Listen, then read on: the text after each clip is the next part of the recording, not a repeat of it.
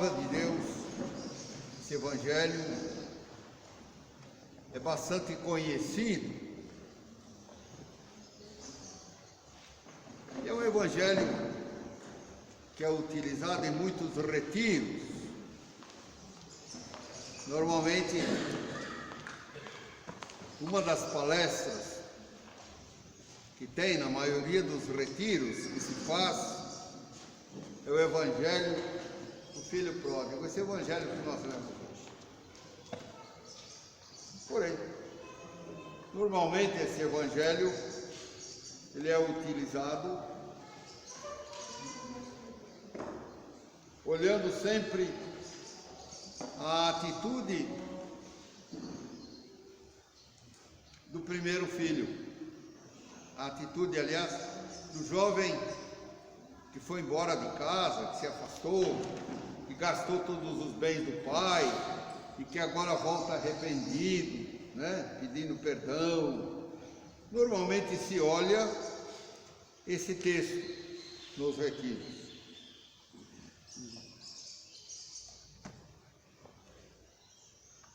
Porém, se a atitude do irmão mais novo que se arrepende, percebe os seus erros e volta para casa é louvável, movido pelo arrependimento, movido pelo sofrimento, né? Tendo chegado ao fundo do poço, vendo-se sozinho, lembrou da casa do pai. Por outro lado, a atitude do irmão mais velho, quando volta do trabalho e percebe a festa dentro de casa, o que é que está acontecendo? E ele foi perguntar para o empregado. E o empregado respondeu: olha, teu irmão mais novo que voltou e o teu pai mandou fazer festa. Ele mandou matar aquele novilho que estava guardado lá. Aquele novilho que a gente tinha alimentado direitinho, tinha cuidado com todo carinho, não é? Ele mandou matar justamente aquele. Olha aí a fofoca do empregado. O veneno do empregado, né? O outro voltou, já não sabia o que estava acontecendo. Quando soube que o irmão mais novo tinha voltado, encheu-se de ira.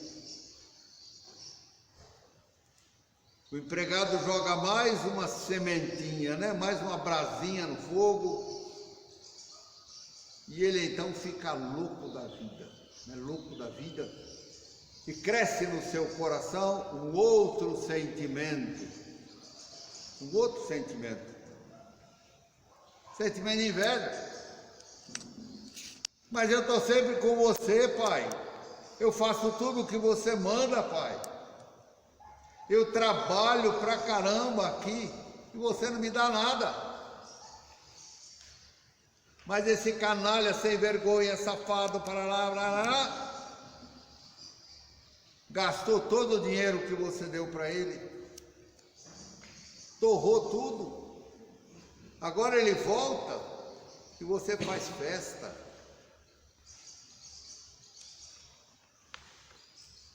O sentimento da ira misturado com soberba, né? Eu sou o bom e você não faz nada por mim. E o sentimento da inveja, por que faz isso para ele? E nunca fez nada por mim, nunca me deu nada. Nós vamos ficar com a realidade do irmão mais velho. A inveja, sentimento de inveja, sentimento de ciúme, que nos leva para o inferno por um caminho muito largo. Sabe por quê? Porque nós não damos importância a esse pecado. Raramente a gente para analisar nossos pensamentos, nossas atitudes, a postura que temos em muitas situações, deixamos passar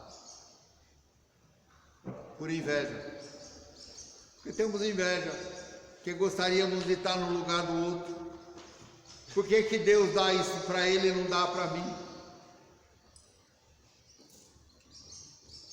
Por que que ele é tratado com certa diferença? Por que que ele pode e eu não posso? Esse sentimento de inveja marca a história da humanidade.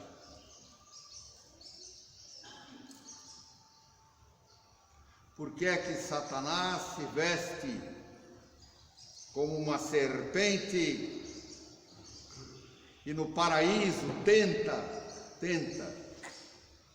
nossos primeiros pais? Porque Satanás era o anjo mais belo, era o anjo mais querido por Deus.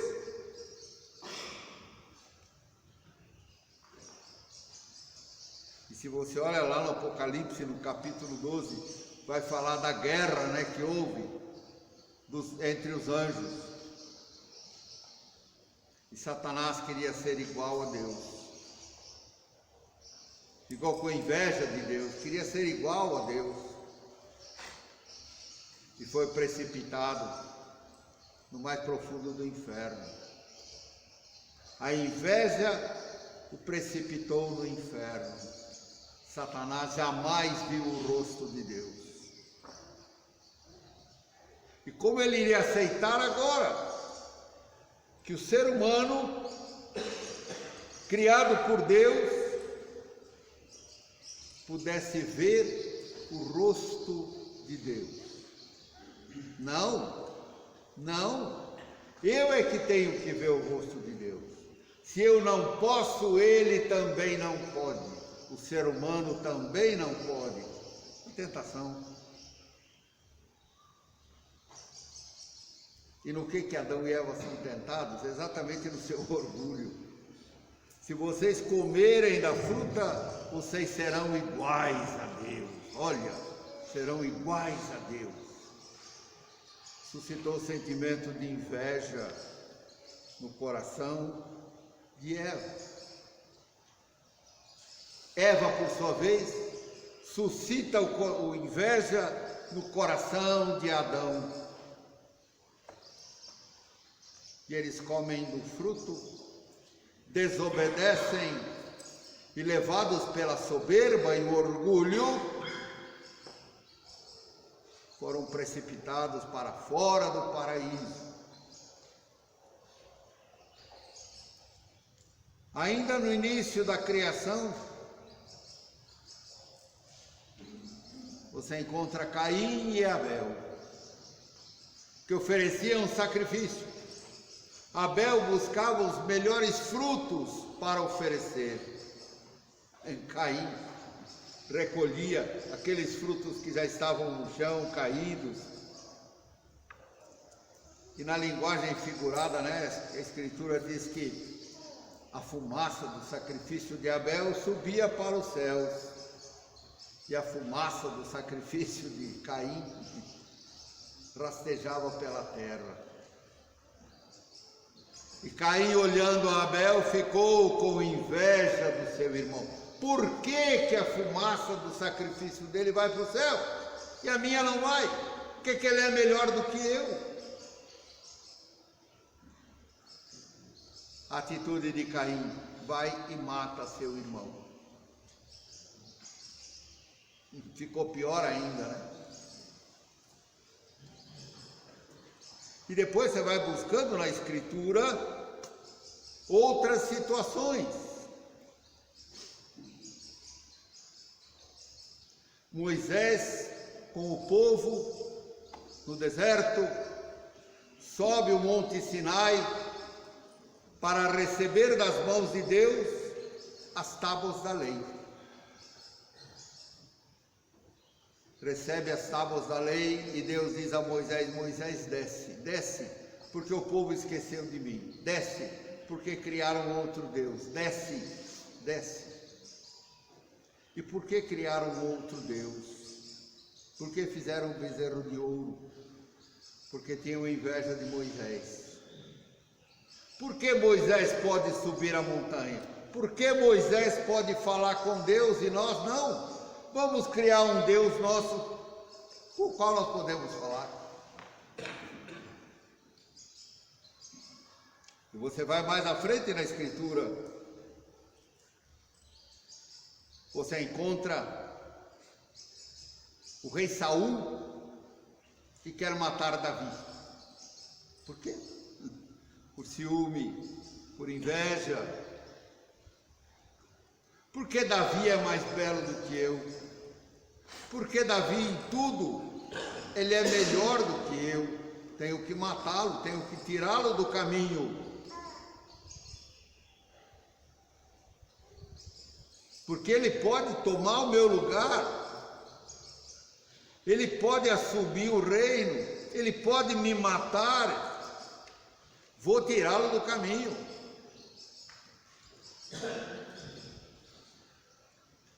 E se formos percorrendo a Escritura, vamos encontrar outros fatos semelhantes, onde a inveja e o ciúme não prestaram.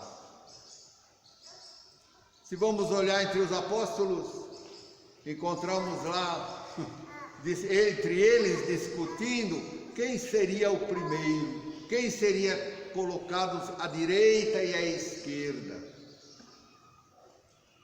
E o negócio é tão pesado que uma mãe chegou para Jesus e disse: olha, eu sou mãe de fulano e ciclano, e eu quero que eles sentem à tua direita e à tua esquerda.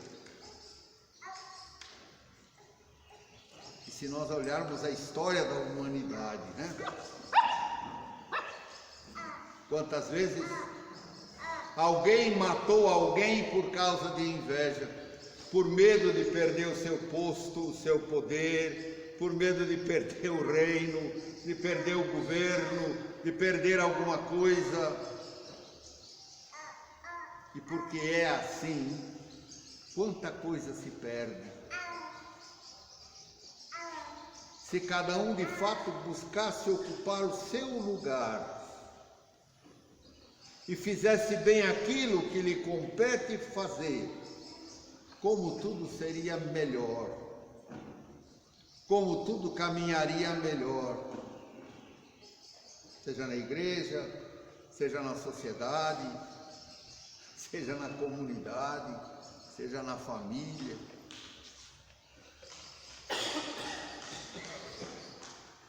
Imagine o seu corpo.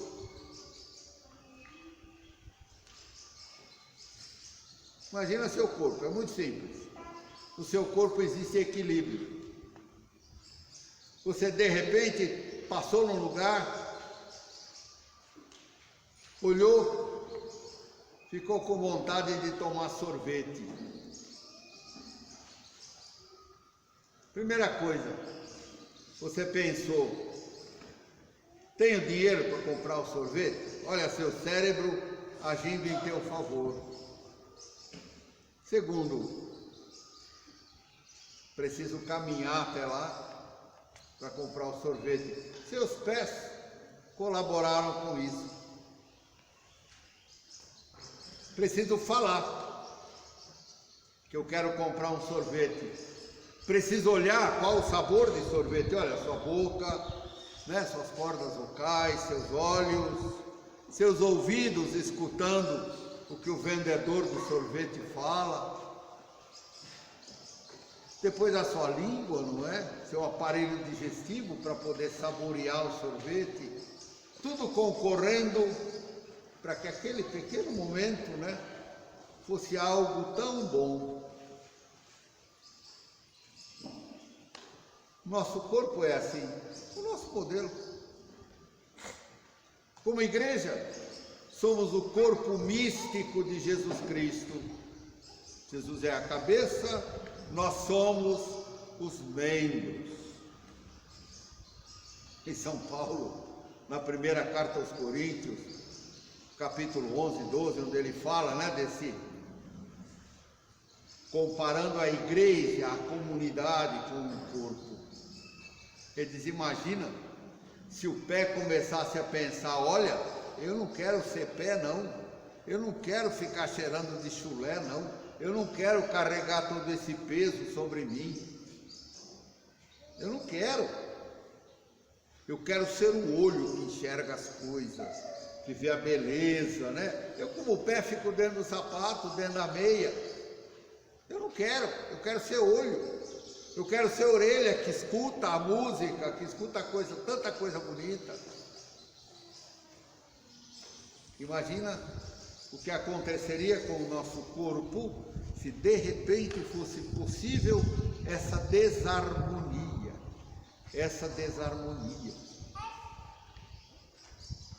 Seríamos completamente desequilibrados, completamente enfermos. Mas não é assim, não é assim.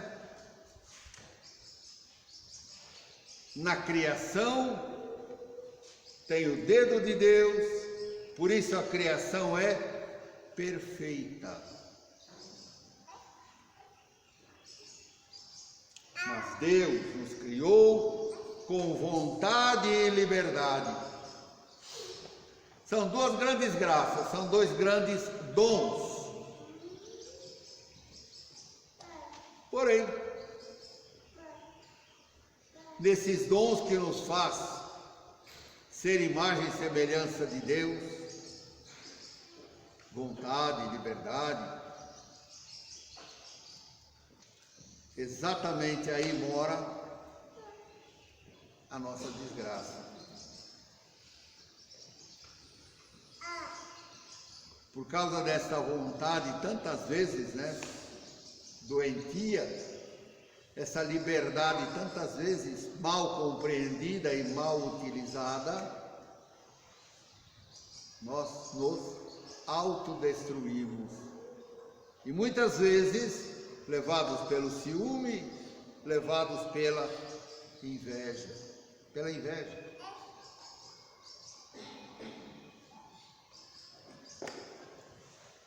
Olhamos lá os filhos de Jacó, os filhos de Jacó, os 12 filhos de Jacó. Porém, Jacó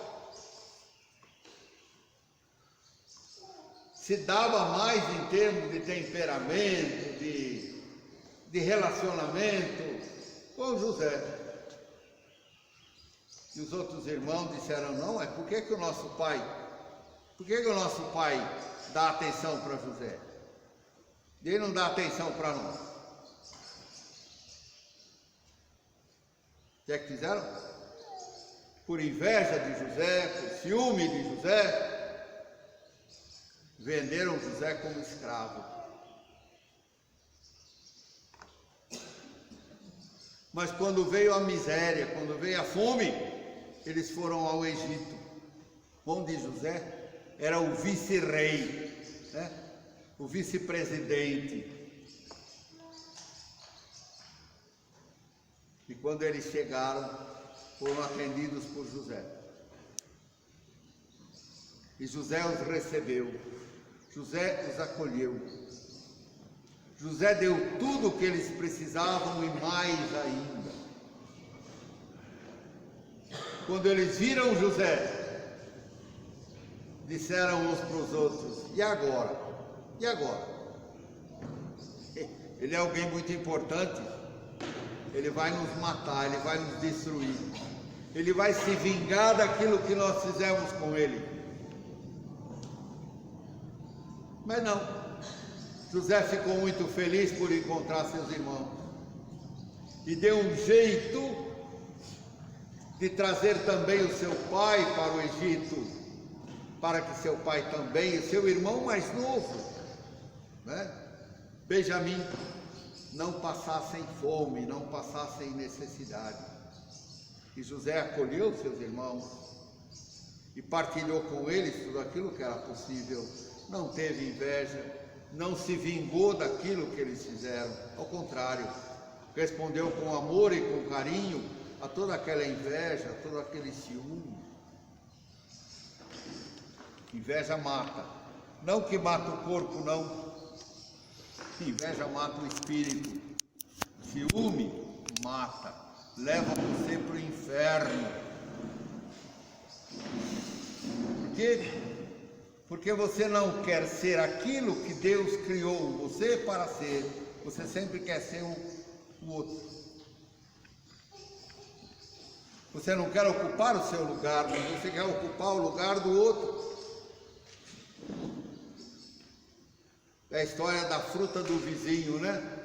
A laranja que está na casa do vizinho é mais doce do que essa que está no meu quintal. O que não é verdade. O que não é verdade.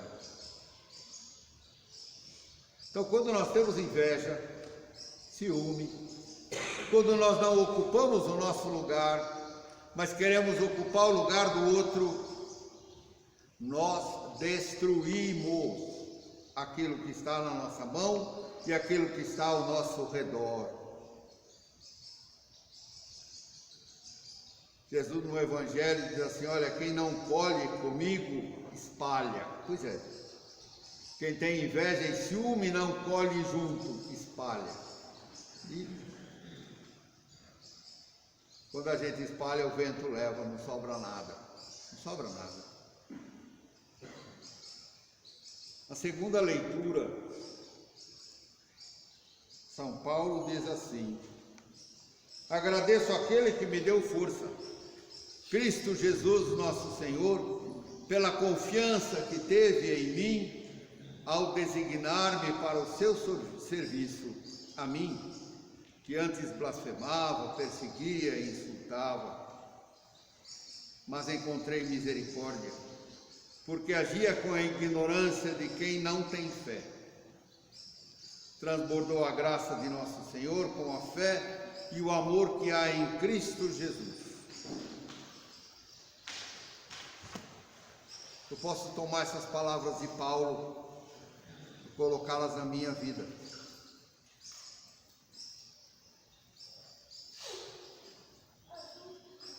Eu nunca pedi para o Senhor para fundar nada. Eu nunca pedi para o Senhor para ter uma comunidade. Eu nunca pedi para o Senhor para fundar um mosteiro, uma comunidade religiosa.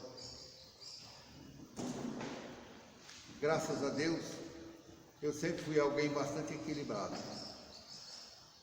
Pedir alguma coisa dessas para Deus seria loucura. Porém, como diz São Paulo, né? Agradeço àquele que me deu força, pela confiança que teve em mim, ao designar-me para o seu serviço. Não fui eu que busquei, não fui eu que planejei, mas, sei lá, quando eu fui perceber, Deus já me havia colocado toda uma rede em volta.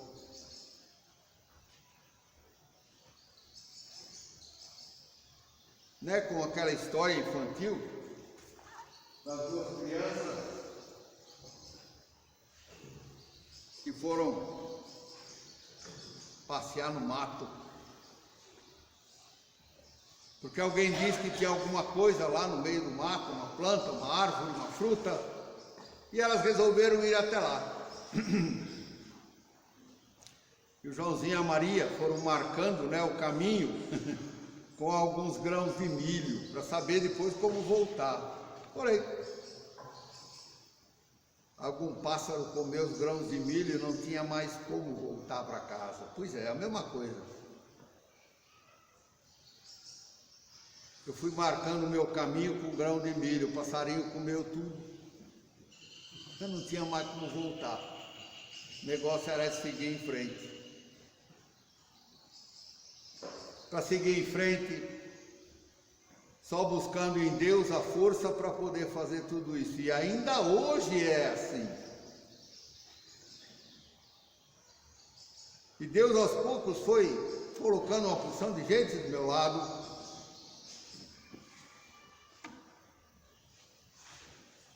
E quantas vezes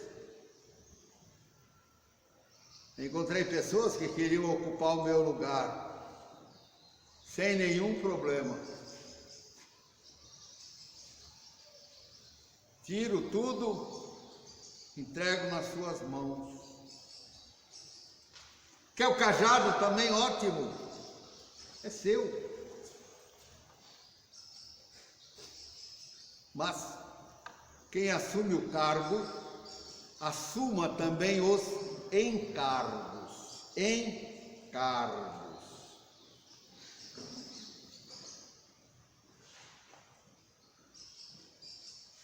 Por que a CCEV não cresce mais? Que tem 1% de gente preocupada em ocupar o meu lugar. Lugar que eu não escolhi. E que eu aceito por obediência ao meu Deus e Senhor. Mas não porque eu escolhi. Não porque eu goste. Porque se eu pudesse, olha...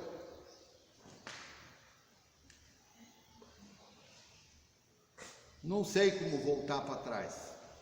O passarinho comeu tudo que eu deixei marcando o caminho. Não tem. Estou perdido no meio da floresta. Não tem como voltar para trás. Mas se eu pudesse, não tenha dúvida que eu tiraria o meu fardo, né? E daria todinho para quem o quer. Inveja, ciúme, mas quer o cargo, assuma também os encargos. Quer o cargo, assuma também o peso do fardo, com tudo aquilo que o fardo tem.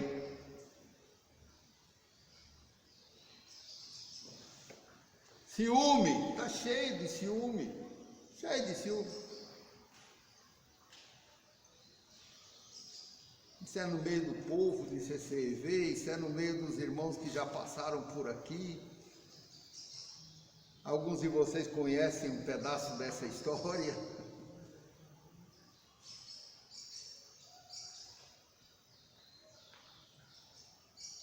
Eu jamais senti que o que Deus coloca na minha mão é meu, não é meu. Ele coloca na minha mão para ser dispensador de uma graça, só isso. Passa pela minha mão para distribuir a graça. E como é que essa graça é distribuída?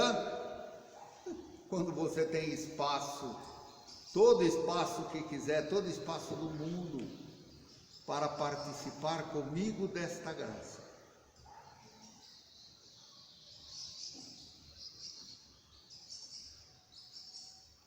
Eu vou caminhando, eu vou em frente. Quem quiser, siga. E se ninguém quiser seguir, eu continuo em frente.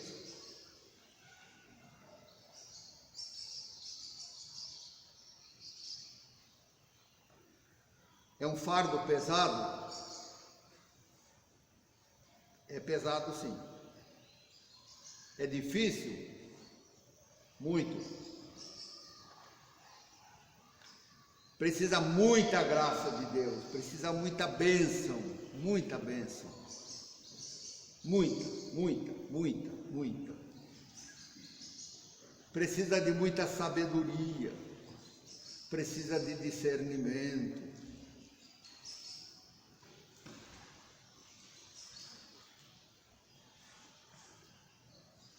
Como seria bom não precisar dizer, olha, vai por aqui, olha, faz isso desta forma, olha, faz isso daquela maneira.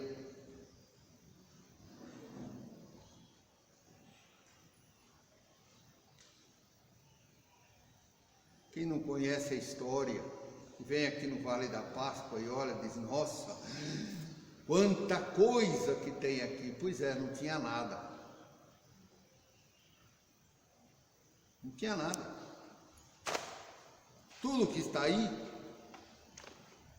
é obra da providência. Porém, como que a providência de Deus se manifesta?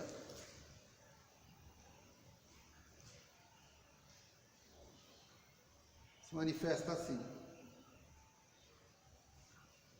Deus coloca no nosso coração, faça tal coisa. A gente mete a cara e faz. Mas irmão, você nem viu se tinha dinheiro para fazer, você foi fazendo. Cada tábua que está por aí em pé no chalé foi feito dessa forma. Eu não fui olhar a conta no banco. Eu coloquei a minha confiança em Deus. Porque se eu fosse olhar a conta no banco, meu irmão, olha, não tinha nenhum chalé em pé. Nenhum. Imagina então Santa Clara, imagina. Ixi, nada.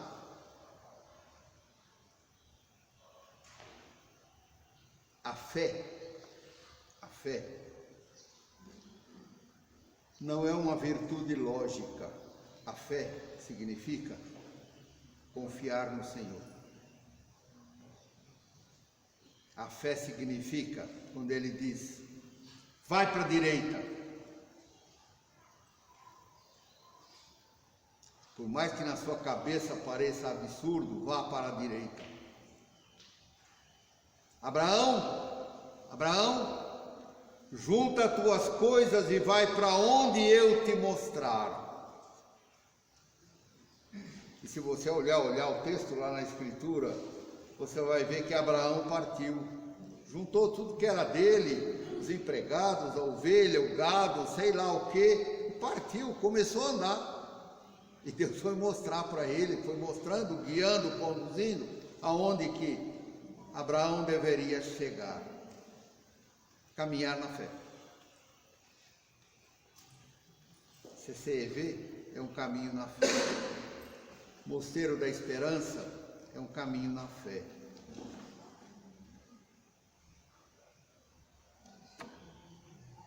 Caminhar na fé é arriscar. São Paulo define a fé dizendo que a fé é a certeza das coisas que eu não vejo, mas que eu espero.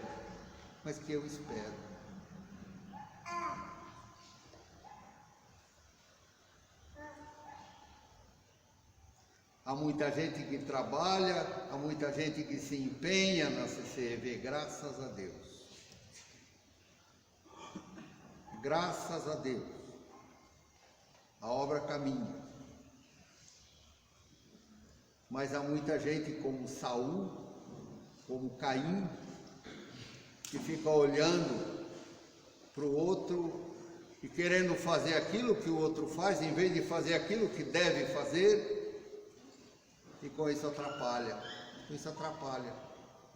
Tem gente que fica olhando o que o outro faz e fica criticando, fofocando, maledicendo, em vez de arregaçar as mangas e ver o que eu posso fazer, como é que eu posso ajudar. Isso atrapalha, isso impede o crescimento.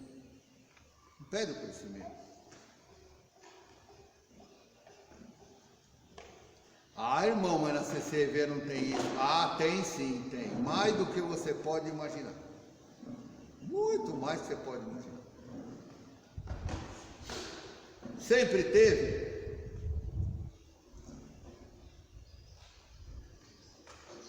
Por que o mosteiro não tem mais irmãos? Porque muitos que passaram queriam ser o abade.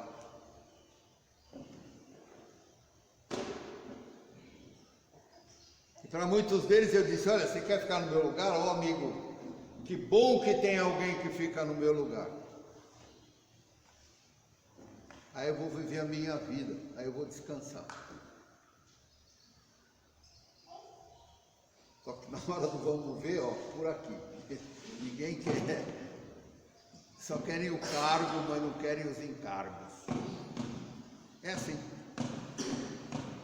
Vamos pedir ao Senhor a graça, pedir ao Espírito Santo que revele no nosso coração onde é que está o ciúme, onde é que está a inveja, para que nós possamos trabalhar isso dentro de nós.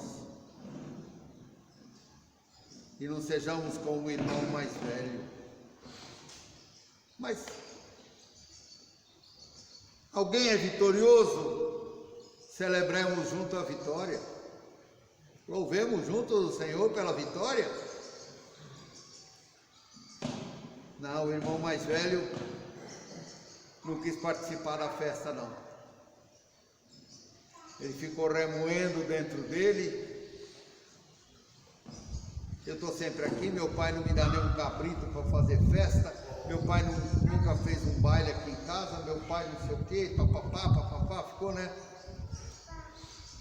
Preso, escravizado na sua inveja, no seu ciúme. Eu fico imaginando nos dias depois, né? Que criatura amarga, que criatura terrível deve ter ficado esse irmão mais velho. E como ele deve ter maltratado esse irmão mais novo depois, não é? Inveja, ciúme, leva para o inferno. Arranca isso do teu coração, meu irmão, minha irmã, não vale a pena. Não vale a pena. E nós não damos muita importância por isso, não. Raramente eu ouvi numa confissão alguém dizendo: irmão, eu tenho muita inveja do meu irmão, da minha irmã, sei lá. Irmão, eu tenho muito ciúme. As pessoas não confessam isso porque acham que não é pecado. É pecado grave. Não é daquelas coisas que eu posso dizer, não, mas é só um ciúminho assim, né? É só uma invejinha. Não tem. Ciúme é ciúme, inveja é inveja. Não tem invejinha nem ciúminho. Inveja é inveja, ciúme é ciúme. Não tem pequenininho nem grande. É pecado. É pecado. E é daqueles pecados que o inimigo nos nos convence de que aquilo não é uma coisa assim tão grave. Não é tão grave. É grave sim. É grave porque destrói a obra de Deus. É o pé que não quer ser pé, a mão que não quer ser mão, o olho que não quer ser olho. Ele quer ser outra coisa. Mas é olho, não adianta querer ser outra coisa.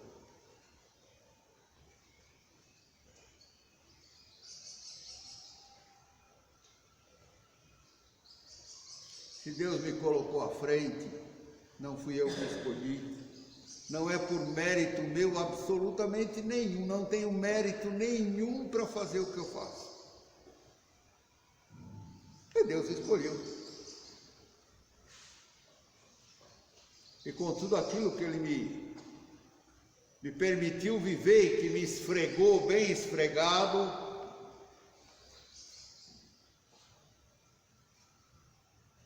depois de bem esfregado na vida, eu aprendi que eu só tenho uma atitude diante de Deus, olhando Nossa Senhora, é dizer sim, sim, estou aqui, Senhor.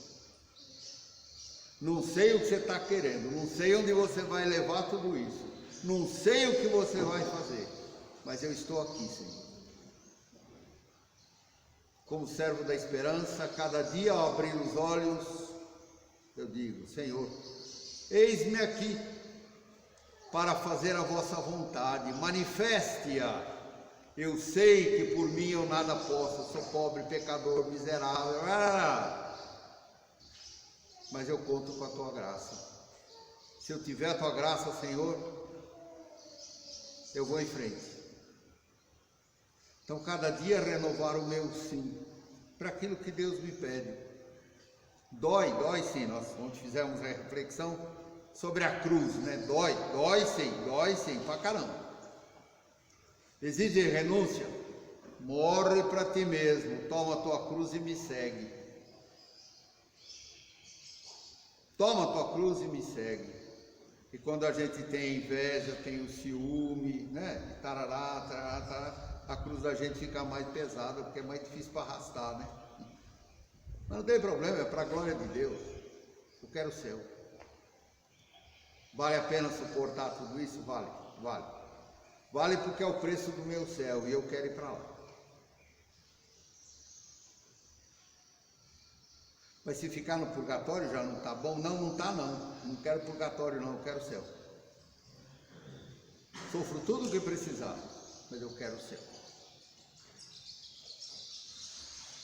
Sofro tudo o que for necessário, mas eu continuo dizendo sim à vontade de Deus, seja ela qual for.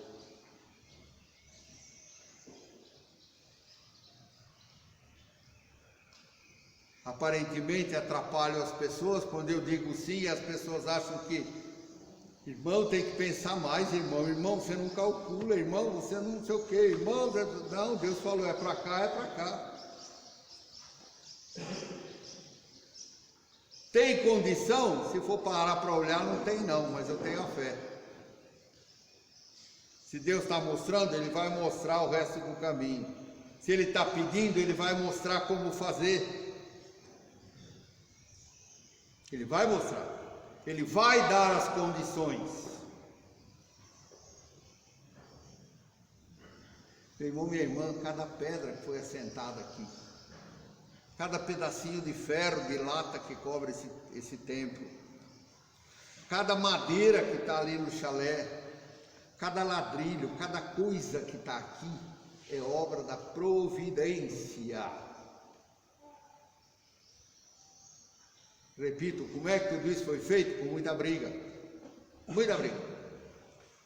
Que os irmãos diziam, você inventa, depois a gente tem que dar um jeito de pagar. Eu falei, pois é. Deus me mostra que é por aqui, eu vou por aqui. Me mostra que é para fazer, eu vou fazer. E eu confio no meu Senhor que não me decepciona. Ele me mostra o que fazer, eu começo a fazer. E depois devagar Deus vai dando as condições para continuar. É uma obra de fé, não é uma obra humana, não é não. Repito, se eu fosse sentar para ver o que tem no banco, para começar a fazer o primeiro chalé, tinha chalé nenhum construído. Você é louco, irmão? Sou. Sim, louco de amor por meu Deus. E porque sou louco de amor por meu Deus, eu confio nele. E eu sei que aquilo que ele me pede, ele me mostra, ele vai me dar condições de levar para frente, vai me dar condições de concluir.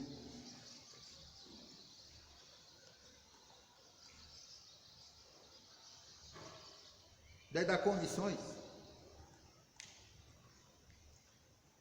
Por que é que Deus não dá mais? Porque nós atrapalhamos. Nós atrapalhamos com a nossa língua maldita, que fala mais do que a boca, fala mais do que precisa, fofoca mais, e porque fofoca, peca, e porque peca, atrapalha. O nosso ciúme, a nossa inveja, nos deixa cegos. Está na hora de tirar a venda dos olhos. Está na hora de pedir que o Espírito Santo seja renovado na sua vida. Está na hora de pedir que o Espírito Santo te batize mais uma vez. Confirme e aumente a tua fé. Confirme e aumente a tua fé. Essa obra, meus irmãos, é uma obra de fé. Não é uma obra humana. Não é. Se fosse humana, já teria acabado uma porção de vezes. Quem conhece a história sabe do que eu estou falando. Não é obra humana. Portanto, se nós ficarmos só com os critérios humanos, nós destruímos tudo isso. Se não tivermos os olhos voltados para o Senhor, não conseguiremos dar mais um passo. Amém.